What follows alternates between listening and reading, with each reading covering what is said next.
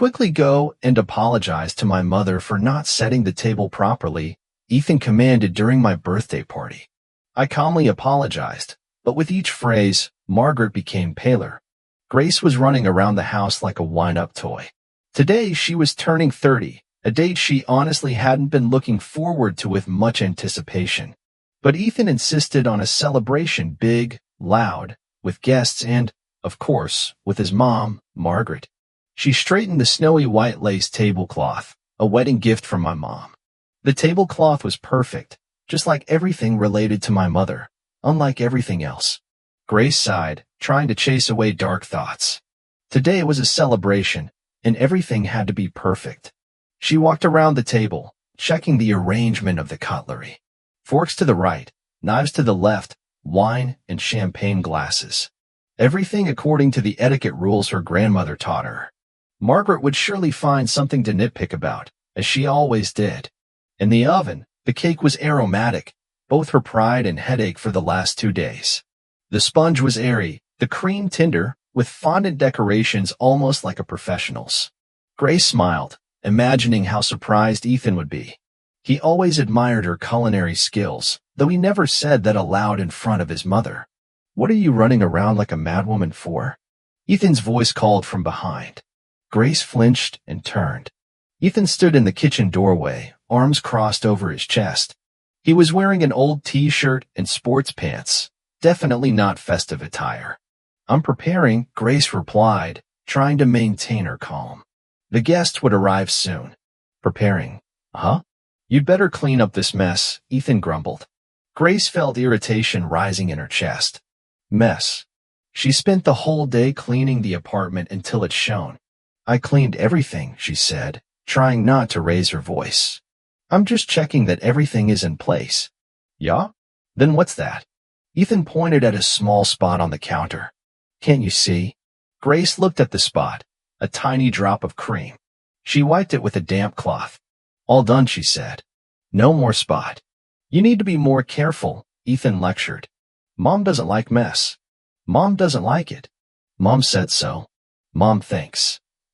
Grace was tired of this. Tired of always looking over her shoulder at Margaret. Tired of Ethan always placing his mother's opinion above her own. "Ethan," Grace said, trying to keep her voice steady. "It's my birthday today. Can't we at least do without the criticism for one day?" "I'm not criticizing," Ethan snapped back. "I'm just stating the facts. If you did everything right, I wouldn't have to say anything."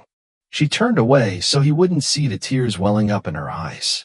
She felt like a little girl being scolded for doing a task poorly, and on her birthday, no less. "Fine," she said, trying to keep her voice even. "As you wish." She approached the oven and checked the cake. It was almost ready. She just needed to decorate it with candles. "Is the cake at least decent?" Ethan asked. "Or did you whip up another mess?" Grace remained silent. She didn't want to argue. She just wanted this day to end already. Soon, the guests started arriving. Grace's parents were the first, with a bouquet of flowers and warm hugs. They always supported her, always believed in her. Their love fell to Grace like a breath of fresh air in a stuffy room. "Happy birthday, sweetheart," her mom said, kissing Grace on the cheek. "You're the best." "Thank you, Mom," Grace replied, feeling tears again welling in her eyes. Then came Ethan's relatives, loud and intrusive, with a pile of unsolicited advice and critical remarks. And, of course, Margaret with her consistently displeased expression. "Hello, dear Gracie," she said, kissing Grace on the cheek as though doing her a favor. "You don't look well today. Must be tired." "I'm fine, Margaret," Grace replied, trying to smile. "Just a little nervous." "Nervous?" Margaret scoffed. "What's there to be nervous about? It's quite simple. The main thing is to keep everything proper and elegant." Grace remained silent. She knew arguing with Margaret was pointless. Margaret was always right, and everyone else simply wasn't. Guests were taking their seats at the table, complimenting the food. Grace tried to be welcoming, attentive to everyone, but the tension in her chest kept growing, pressing tighter with each smile she forced. She noticed Margaret slowly surveying the table, eyes narrowing, like a hawk hunting for flaws. Grace knew sooner or later something would come up. And then it came. What are these plates? Margaret suddenly asked, loudly enough for everyone to hear. Too plain. We have a set with a golden rim at home. Why wasn't it brought out? Grace's face flushed. That set had been collecting dust in the cupboard for 10 years. Ethan had forbidden its use, afraid someone might break it. Margaret, Grace said as calmly as she could manage, that set is very fragile. I was afraid someone would break it. Margaret snorted, condescending. Fragile? You just need to know how to handle things. Or do you think we've only got clumsy people gathered here? Grace said nothing. She felt every eye shift toward her, waiting, judging. She braced herself. Something was coming, and it wouldn't be good. Ethan stayed silent, head bowed over his plate like a child avoiding trouble. He always went quiet when his mother criticized Grace. Not out of respect, but out of fear. Grace saw Margaret lean in and whisper something in Ethan's ear. He frowned, hesitated, then glanced at her with something that resembled guilt, but also resolve. He cleared his throat and tapped his fork against a glass. The sound echoed more than it should have. Conversations died. Forks froze midair. Grace's stomach turned. She knew that tone, that posture. Dear guests, Ethan began. I'd like to say a few words. He looked to Margaret for reassurance. She nodded with tightly pressed lips. And then he continued, his voice shaky but determined. In general, Mom pointed out some deficiencies in the organization of tonight's event. Grace's hands clenched under the table. Deficiencies. That's what her day's effort had boiled down to. In particular, Ethan said, avoiding her eyes, Mom thinks the table setting isn't sufficiently elegant. And the cake. Well, it might have been better if we just ordered one. Grace's fingers trembled. That cake. She had spent 2 full days baking, decorating, hoping. And now it was being dismissed with a wave of the hand. Mom is very upset, Ethan concluded, and this time he looked directly at her. And I think you should apologize to her. The room froze. No one spoke. No one moved. Grace could feel the heat in her face, not from shame, but from anger. The guests stared. Some curious. Some sympathetic. Some just stunned. Margaret sat up straighter, lips curved in quiet triumph. Ethan looked both guilty and afraid. Grace's parents exchanged a silent glance. Grace opened her mouth, but nothing came out. She wouldn't cry. She refused. Not here. Not in front of them. Come on, Ethan urged, like he was asking her to pass the salt. Tell Mom you're sorry. It's so simple. Simple? To apologize for trying her best? To apologize for not being enough, for not measuring up to his mother's impossible expectations? Grace inhaled deeply. She looked at Ethan, at his weak posture, his pitiful fear, and something snapped inside her. Something old. Something tired. She stood. Slowly. Calmly. The room went dead quiet. Her chair scraped softly against the floor, the only sound in a suffocating silence. Every guest turned toward her. Yes, Grace said. Her voice was steady. Strong. You're right. I should apologize. Margaret's face lit up. Ethan let out a breath of relief. But Grace wasn't done. She didn't even look at them. She looked at the room. At the people frozen in place. I apologize, she said again. For trying to please you all these years. For attempting to be the perfect wife for your son, knowing it was impossible. For remaining silent while you criticized my food, my home, my friends. For allowing you to intrude into our lives and ruin our happiness. Grace's voice grew louder and more confident. She was no longer afraid. She no longer felt guilty. I apologize, she continued, looking directly into Margaret's eyes, for not being born with a silver spoon in my mouth, for having parents who are not as rich and powerful as you, for not living up to your high standards. Margaret began to pale. Her self-satisfied smile had vanished, replaced by an expression of confusion and anger. I apologize, Grace turned to Ethan, for loving you, for believing in you, for hoping you could stand up to your mother's influence and become a real man. For being wrong. Ethan stood frozen, as if struck by lightning, unable to utter a single word. His face turned as white as the tablecloth beneath their untouched glasses. I apologize. Grace addressed the guests again, her voice firm, unapologetically clear. For making you witnesses to this scene. for ruining your celebration." She paused. Her eyes scanned the room, locking briefly with strangers, relatives, friends, each one unsure how to react. In some, she saw shock. In others, discomfort. But more than a few nodded gently, offering quiet, unseen support. "I apologize," Grace concluded, "for living someone else's life all these years. For betraying myself. But that won't happen again." Her final words fell like a stone in still water. Then came the silence, thick, immovable. "I no longer apologize." It wasn't a statement. It was a verdict. A farewell. And a rebirth. She reached for her left hand and slowly slid off the wedding ring, the one that once symbolized love, now nothing more than a shackle. Without hesitation, she placed it gently on the table beside the half-eaten slice of birthday cake she had poured her heart into. That cake, too, felt symbolic now, not of celebration, but of disappointment, of dreams dismissed. No one said a word. No one dared. Ethan sat paralyzed, his face contorted with a mix of regret and disbelief. Margaret had turned ghostly pale. The guests were motionless. One looked away. Another stared at Grace with wide eyes. But no one stopped her. Grace turned and walked out of the room. Her steps were slow, deliberate, yet strangely freeing. Her legs felt like lead, but her heart felt light, as though an invisible burden had finally been cast off.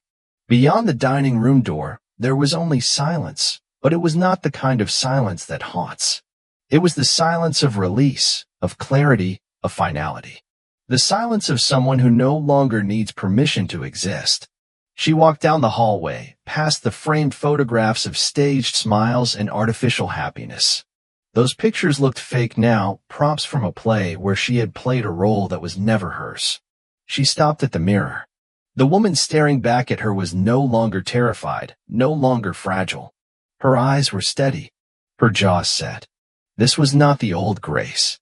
This was someone reborn. A woman who had chosen herself. Grace stepped out of the apartment, leaving behind the expectations, the judgments, the silence that used to suffocate her.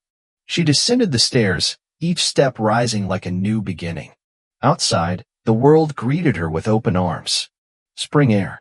Blossoming trees. A breeze that whispered of second chances.